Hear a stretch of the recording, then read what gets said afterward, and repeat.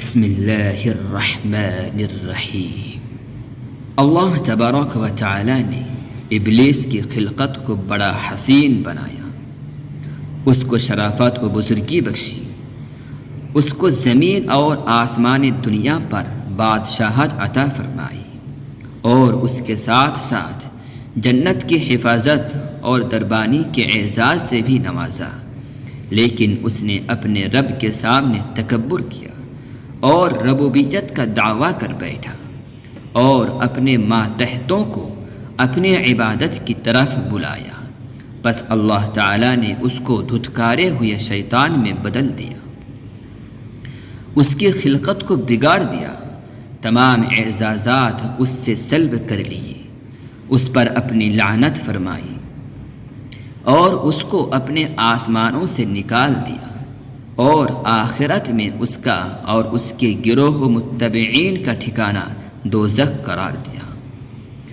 ہم اللہ تعالیٰ کی پناہ مانگتے ہیں اس کے غضب سے اور اس عمل سے جو اس کے غضب کا سبب بنے، اور عطائے نعمت کے بعد اس کے چھن جانے سے بھی پناہ مانگتے ہیں۔ ابلیس فرشتوں میں سے تھا یا جنات میں سے؟ چنانچہ ابن جریح رحمۃ اللہ علیہ سے مروی ہے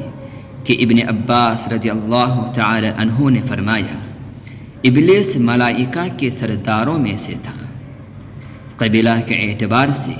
ان میں سب سے زیادہ معزز تھا، بہشت کے باغات پر نگران تھا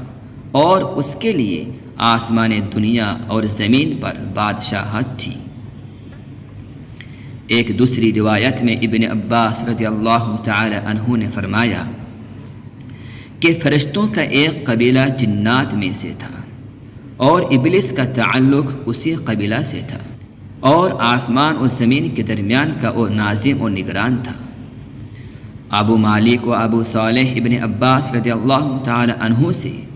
اور مرہ الحمدانی ابن مسعود رضی اللہ تعالی عنہ اور دیگر اصحاب رسول صلی اللہ علیہ وسلم سے نقل کرتے ہیں کہ انہوں نے فرمایا، ابلیس کو آسمان دنیا پر مقرر کیا گیا تھا اور اس کا تعلق فرشتوں کے اس گروہ سے تھا جس کو جن کہا جاتا ہے۔ ان کا نام جن اس لیے رکھا گیا کہ یہ جنت کے محافظ اور نگران تھے، اور ابلیس بھی اپنی بادشاہت کے ساتھ ساتھ جنت کا محافظ اور نگران تھا۔ ضحاک بن مزاحم رحمۃ اللہ علیہ باری تعالیٰ کے اس فرمان فسجدوا الا ابلیس کان من الجن کی تفسیر میں ابن عباس رضی اللہ تعالی عنہ کا یہ قول نقل کرتے ہیں کہ انہوں نے اس کی تفسیر میں فرمایا کہ ابلیس ملائکہ کا سردار اور قبیلہ کے اعتبار سے ان میں سب سے زیادہ معزز تھا، نیز بہشت کے باغات پر نگران تھا اور اس کے لیے آسمان دنیا اور زمین پر بادشاہت تھی۔ ایک دوسری روایت میں ابن عباس رضی اللہ تعالی عنہ سے مروی ہے کہ فرشتوں کا ایک قبیلہ ہے جسے جن کہا جاتا ہے، ابلیس کا تعلق بھی اسی قبیلہ سے ہے اور آسمان و زمین کے درمیان کا وہ نگران تھا، پس اس نے نافرمانی کی تو اللہ تعالی نے اسے دھتکارے ہوئے شیطان میں بدل دیا۔ ابلیس کی ناشکری و تکبر اور دعوی الوہیت کا بیان۔ ابن جریر رحمۃ اللہ علیہ قرآن کی اس آیات وَمَن يَقُلْ مِنْهُمْ إِنِّي إِلَٰهٌ مِّن دُونَ کی تفسیر میں فرماتے ہیں کہ ملائکہ میں سے جس نے یہ بات کہی کہ اللہ کے بجائے میں معبود ہوں تو وہ ابلیس ہے، اس نے اپنی عبادت کی طرف دعوت دی، اور یہ آیات ابلیس کے بارے ہی میں نازل ہوئی ہے۔ حضرت قتادہ رضی اللہ تعالی عنہ نے اسی آیت کی تفسیر میں فرمایا کہ یہ آیات اللہ تعالیٰ کے دشمن ابلیس کے ساتھ خاص ہے، اس کے اس قول کے سبب جو کہ اس نے کہا تھا، بس اللہ تعالیٰ نے اس پر لعنت فرمائی اور راندۂ درگاہ کیا اور اس کے بارے میں فرمایا فَذَلِكَ نَجْزِيهِ جَهَنَّمَ كَذَلِكَ نَجْزِي الظَّالِمِينَ، یعنی اس کو ہم دوزخ کی سزا دیں گے اور ظالموں کو ہم اسی طرح بدلہ دیا کرتے ہیں۔ حضرت معمر رحمۃ اللہ علیہ بھی حضرت قتادہ رضی اللہ تعالی عنہ سے اس آیت کے بارے میں یہی نقل کرتے ہیں کہ یہ ابلیس کے ساتھ خاص ہے۔ ابلیس کی گمراہی کا اصل سبب۔ حضرت ابن عباس رضی اللہ تعالی عنہ فرماتے ہیں کہ ابلیس فرشتوں کے قبائل میں سے اس قبیلہ سے تعلق رکھتا تھا جسے جن کہا جاتا ہے۔ اس قبیلہ کے فرشتوں کو ملائکہ کے درمیان آگ کی گرم لو سے پیدا کیا گیا تھا۔ ابلیس کا نام حارث تھا اور یہ جنت کے دربانوں میں سے ایک دربان تھا۔ اس قبیلہ کے علاوہ باقی تمام فرشتوں کو نور سے پیدا کیا گیا ہے، اور جنات جن کا ذکر قرآن کریم میں آیا ہے، یعنی من مارج من نار آیت میں، انہیں آگ کے بھڑکتے ہوئے شعلہ سے پیدا کیا گیا ہے، اور انسان کو مٹی سے پیدا کیا گیا ہے۔ زمین پر شروع میں جنات ہی رہتے تھے۔ انہوں نے زمین پر فساد برپا کیا، خون بہایا اور ایک دوسرے کو قتل کیا۔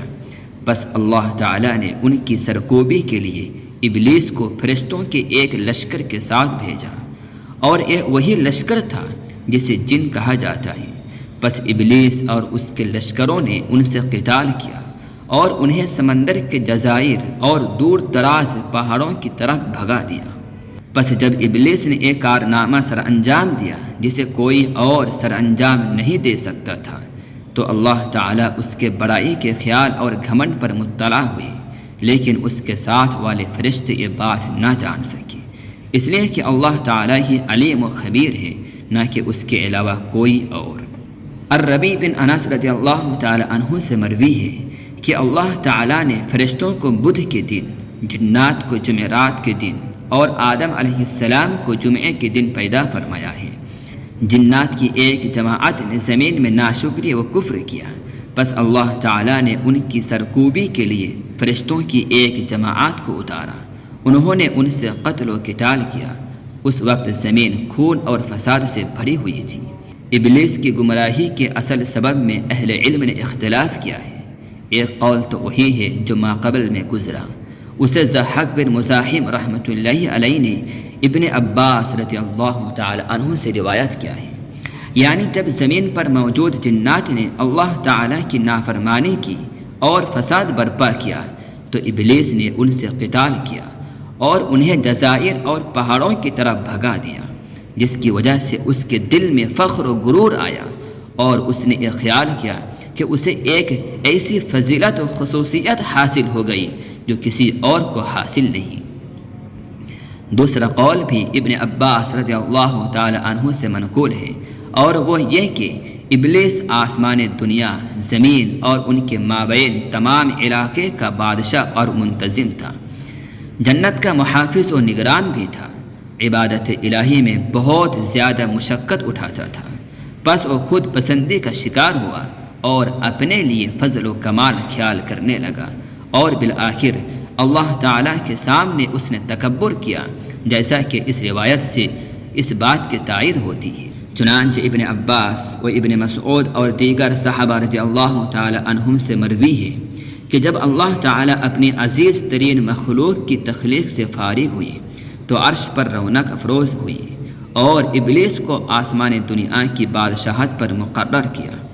یہ ابلیس فرشتوں کے اس قبیلہ سے تعلق رکھتا تھا جسے جن کہا جاتا ہے، اور ان کا نام جن اس وجہ سے رکھا گیا ہے کہ یہ جنت کے دربان و محافظین ہیں۔ بس اس عزت افزائی کی وجہ سے اس کے دل میں فخر و تکبر پیدا ہوا،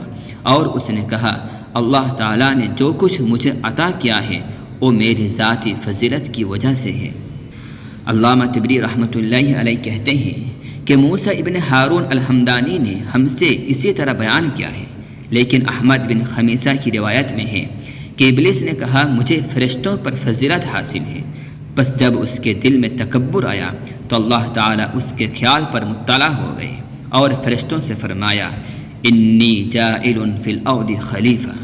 یعنی میں زمین پر اپنا خلیفہ بنانا چاہتا ہوں۔ اسی طرح ابن عباس رضی اللہ تعالی عنہ سے یہ بھی مروی ہے کہ ابلیس معصیت کا ارتکاب کرنے سے پہلے فرشتوں میں سے تھا،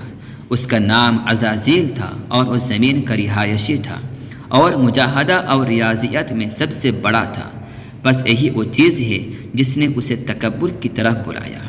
اور وہ فرشتوں کے اس قبیلہ سے تعلق رکھتا تھا جسے جن کہا جاتا ہے۔ اس کی مثل ایک روایت میں مضمون اس طرح ہے کہ ابلیس فرشتوں میں سے ایک فرشتہ تھا، اس کا نام عزازیل تھا اور وہ زمین کا باشندہ اور اس کو آباد کرنے والا تھا۔ ملائکہ میں سے جو زمین کے باشندے اور رہائشی تھے ان کا نام جن رکھا گیا تھا۔ سعید بن المسیب رضی اللہ تعالی عنہ سے مروی ہے کہ ابلیس آسمان دنیا کے فرشتوں کا سردار تھا۔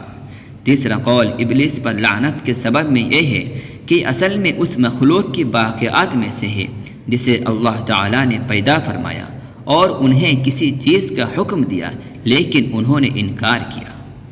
اس قول کے قائلین کی دلیل یہ ہے کہ ابن عباس رضی اللہ تعالی عنہ سے مروی ہے کہ اللہ تعالیٰ نے ایک مخلوق کو پیدا فرمایا اور اسے حکم دیا کہ آدم کو سجدہ کرو، لیکن وہ کہنے لگے ہم نہ کریں گے۔ بس اللہ تعالیٰ نے ان پر آگ بھیجی جس نے ان کو جلا ڈالا۔ پھر اللہ تعالیٰ نے ایک اور مخلوق پیدا فرمائی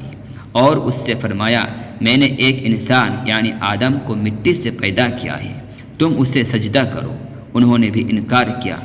بس اللہ تعالیٰ نے ان پر بھی آگ بھیجی جس نے ان کو جلا ڈالا۔ پھر اللہ تعالیٰ نے ان کو یعنی موجودہ فرشتوں کو پیدا فرمایا اور سجدہ کا حکم دیا۔ وہ کہنے لگے نعم یعنی ضرور بالضرور۔ پھر ابن عباس رضی اللہ تعالی عنہ نے فرمایا